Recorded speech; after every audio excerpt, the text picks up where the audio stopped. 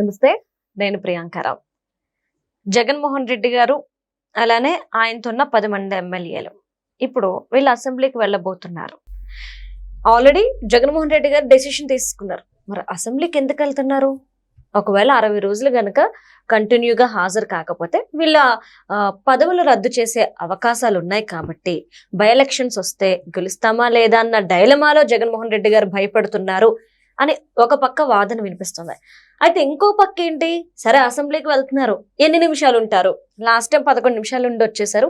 మరి ఈసారైనా కంటిన్యూగా వెళ్తారా, లేదంటే అదే 11 నిమిషాలు కంటిన్యూ చేస్తారా అనే ఒక విమర్శ కూడా, చర్చ కూడా నడుస్తుంది. అసలు ఎలా చూడాలి ఈ డెసిషన్ ని? ఇప్పుడు నెక్స్ట్ అసెంబ్లీలో ఏం జరగబోతుంది? ఏదైతే జగన్మోహన్ రెడ్డి నుండి అందరు ఎక్స్పెక్ట్ చేశారో వాదనలు అవి వినబడతాయా అనేది చూద్దాం. మనతో మాట్లాడడానికి సీనియర్ జర్నలిస్ట్ సిఎస్ రావు గారు ఉన్నారు. ఆయన అడిగి తెలుసుకుందాం. నమస్కారం సార్. సార్, జగన్మోహన్ రెడ్డి గారు అసెంబ్లీకి వెళ్తున్నారు అంటే చాలా క్వశ్చన్స్ రైజ్ అయిపోతున్నాయి. ఎన్ని నిమిషాలు ఉంటారు, లేదంటే ఎన్ని రోజులు వెళ్తారు, ఆయన ఏమేమి మాట్లాడతారు, లేదంటే సంతకం పెట్టి వచ్చేస్తారా, అసలు ఎందుకు వెళ్తున్నారు, అసెంబ్లీలో నేను అడుగు పెట్టను అన్న వ్యక్తి అసలు ఎందుకు వెళ్తున్నారు? ఇన్ని క్వశ్చన్స్, మీరేం సమాధానం ఇస్తారు? అసలు ఇన్ని క్వశ్చన్స్ రావడానికి కారణం ఎవరు? జగన్మోహన్ రెడ్డి గారు. జగన్మోహన్ రెడ్డి గారు తీరే కదా. జనరల్ గా జగన్మోహన్ రెడ్డి గారి గురించి ఆ పార్టీ వాళ్ళు ఏమనుకుంటుంటారు? పులివెందుల పులి అనుకుంటారు, భయమెరిగినటువంటి నాయకుడు అనుకుంటారు, విశ్వసనీయత విలువలతో కూడిన మడిమ తప్పనటువంటి నాయకుడు అనుకుంటుంటారు కదా. మరి అంత పులి లాంటి నాయకుడు అసెంబ్లీలో అడుగు ఎందుకు పెట్టడం లేదు? వాళ్ళు పెట్టడం లేదు, నేను పెట్టను, ప్రతిపక్ష నాయకుడి హోదా ఇవ్వండి, నేను పెట్టను అని చెప్పి ఒక నిర్ణయం తీసుకున్నారు కదా. ఆ నిర్ణయం మీద కట్టుబడి ఉండాలి కదా. ఎందుకంటే ఒకసారి ఒక నిర్ణయం తీసుకున్న తర్వాత ఆ చావో రేవో ఇంకా ఆ మాట మీద నిలబడతాడు అనేది వైఎస్ఆర్ కాంగ్రెస్ పార్టీ క్యాడర్కు ఉన్నట్టు నమ్మకం ఆయన మీద. మరి ఇప్పుడు ప్రతిపక్ష నాయకుడిగా నాకు ప్రతిపక్ష హోదా ఇవ్వకపోతే నేను అసెంబ్లీలకు అడుగు పెట్టను అని చెప్పి ఒక శబ్దం చేసినటువంటి జగన్మోహన్ రెడ్డి గారు అసెంబ్లీకి వెళ్ళాలి. 11వ తారీఖున బడ్జెట్ సమావేశాలు ప్రారంభం కాబోతున్నాయి, ఆ రోజున వెళ్ళాలి అని చెప్పి ఒక ప్రాథమిక నిర్ణయం తీసుకున్నారు అని చెప్పి తెలుస్తుంది. ఆయనతో పాటు 10 మంది ఎమ్మెల్యేలు వెరసి 11 మంది ఎమ్మెల్యేలు 11వ తారీఖున మరి 11 గంటలకు వెళ్తారేమో తెలియదు. ఆ 11 సెంటిమెంట్ అనేది ఒకటి వెంటాడుతుంది. 11వ తారీఖు అసెంబ్లీ స్టార్ట్ అదే. So assembly start. సో కాబట్టి అక్కడికి వెళ్ళి 11 నిమిషాలు ఉంటారా మీరు అన్నట్టు? లేదు, కంటిన్యూగా అసెంబ్లీలో కంటిన్యూగా హాజరవుతారా, ప్రజా సమస్యల మీద నిలదీస్తారా? ఇలాంటి అనేకమైన సందేహాలు వస్తూ ఉన్నాయి. ఫస్ట్ పాయింట్ ఏంటంటే ఆయన అసెంబ్లీకి అటెండ్ అవుతున్నారు అనేది వినిపిస్తుంది. ఎందుకు అటెండ్ అవుతున్నారు అని అంటే వరుసగా 3 సమావేశాలు లేదంటే 60 రోజుల పాటు హాజరు కాకపోతే అనర్హత వేటు వేసే అవకాశం ఉంది, దాన్ని పరిశీలించండి అని చెప్పి అసెంబ్లీ సెక్రటరీకి ఈ మధ్యకాలంలో స్పీకర్ అయ్యన్న పాత్రుడు గారు చెప్పారని చెప్పి తెలుస్తుంది. ప్లస్ అయ్యన్న పాత్రుడు గారు కూడా చాలా సందర్భాల్లో అసలు అసెంబ్లీకి రానటువంటి ఎమ్మెల్యేలకి జీతభత్యాలు ప్రోటోకాల్ ఎందుకు ఇవ్వాలి అనేటువంటి ఒక చర్చని ఎక్కడ పోయినా కానీ ఆయన లేవనెత్తుతున్నారు. ఈవెన్ ఈ మధ్యకాలంలో ఢిల్లీలో అసెంబ్లీ స్పీకర్ల సమావేశం జరిగినప్పుడు కూడా ఇదే అంశాన్ని చర్చకు పెట్టారు ఆయన. అసలు అసెంబ్లీకి రానటువంటి ఎమ్మెల్యేలకి జీతభత్యాలు ఎందుకు ఇవ్వాలి, పెన్షన్లు ఎందుకు ఇవ్వాలి, ప్రోటోకాల్ ఎందుకు ఇవ్వాలి? సింపుల్ కదా. ఇప్పుడు ఉద్యోగులైనా సరే పని చేస్తేనే కదా శాలరీస్ ఇస్తారు, పని చేయకుండా అయితే ఇవ్వరు కదా. మరి ఎందుకు ఎమ్మెల్యేలకి అది విశిష్టాధికారులు ఎందుకు ఉండేవి?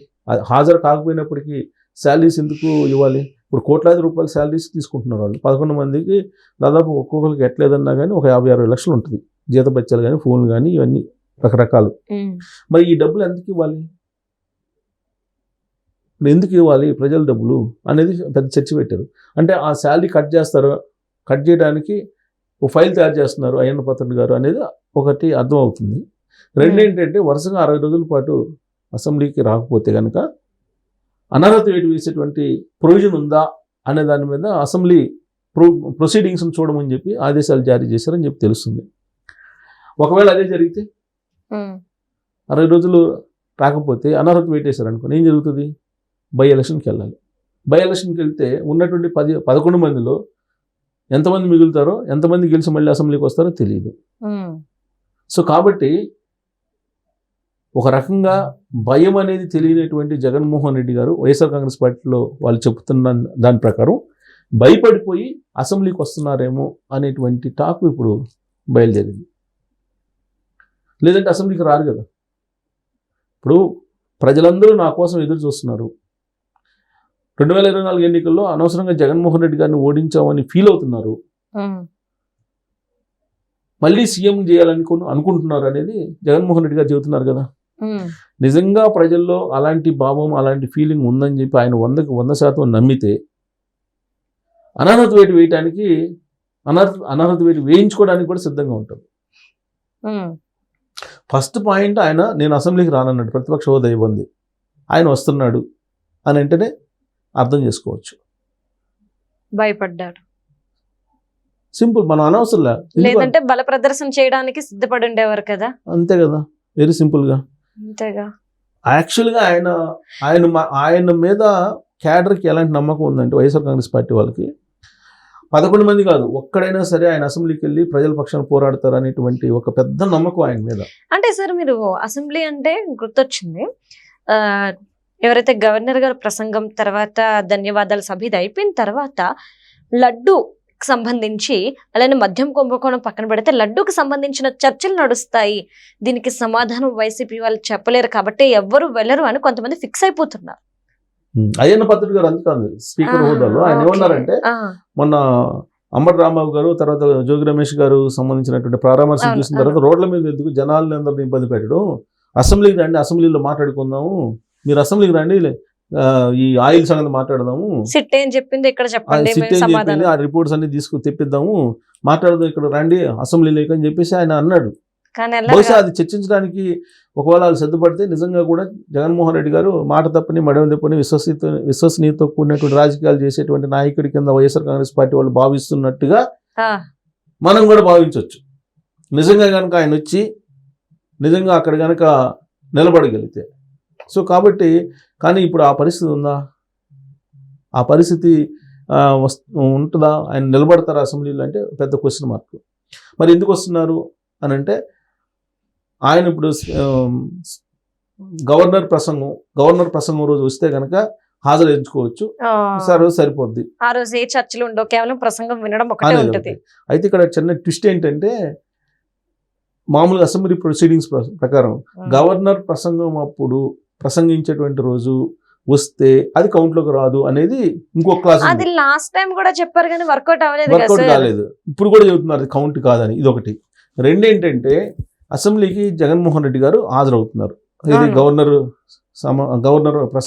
ప్రసంగం రోజే వస్తారని చెప్పి తెలుస్తుంది. అయితే ఆయన వస్తే ఆయన కార్ని లోపల వరకు రాణిస్తారా, లేదంటే ఎమ్మెల్యేలు ఏ విధంగా అయితే బయట ఆపుతారో ఆ విధంగా ఆపుతారా అనేది ఒక పెద్ద చర్చ నడుస్తుంది ఇప్పుడు. కానీ ఆల్రెడీ వీళ్ళు వైసీపీ వాళ్ళు వెళ్ళి అడిగినట్టు అక్కడ శాసనసభ్యులు కొంతమంది ఓకే మాజీ ముఖ్యమంత్రి కాబట్టి ఆ హోదాలోనే రండి అని పర్మిషన్ ఇచ్చినట్టు వాళ్ళే ప్రచారం చేస్తున్నారు. దానికి కూడా ఒప్పుకున్నారని కూడా చెప్తున్నారు.